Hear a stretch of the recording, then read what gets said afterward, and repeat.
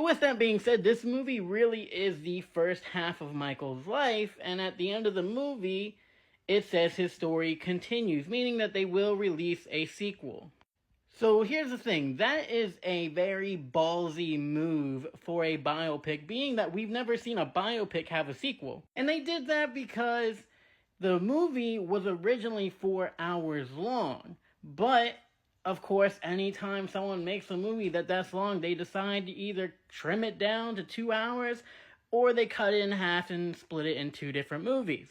And maybe that will work out, but I just sometimes wish these filmmakers would just have the balls to release it as is, because if there's anything we've learned, especially when it came to Zack Snyder's Justice League, if you have a good story to tell, if your movie is a good movie, it does not matter how long the movie is, the audiences will sit through the movie.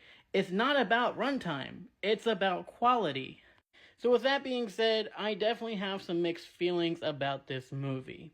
So being that they're trying to set up a sequel, you can definitely tell that this movie is trying to set up the icon of Michael, right? While at the same time trying to tell a story of a conflict between him and his father. And on one side, I feel like, okay, it makes sense to set up the icon of Michael if you're doing a sequel, because then maybe the sequel will be about kind of the controversy surrounding Michael Jackson. But on the other hand, it's like the movie is so driven on setting up the icon of Michael that it doesn't show much of the story of the man of Michael. And even when it does show parts of his story aside from the music, it can feel a little bit boring. And that could be for one of 2 reasons, right? One, they really kind of set up the icon really early in the movie, so all you see throughout the movie is the icon. Or it could be that Michael Jackson's story is a very hard one to tell given how iconic he was.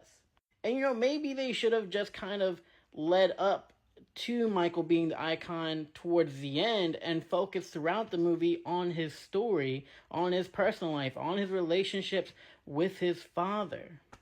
Because I'll be honest, the parts where it was Michael and Joe and them sharing the screen together, it was probably the more interesting parts of the movie. The parts of the movie that were boring when they focused on how the music was made and all that, and it was just really repetitive with that. It was too much of, oh, this inspired Michael to make this song, and this is how Michael made this song, and okay, we know the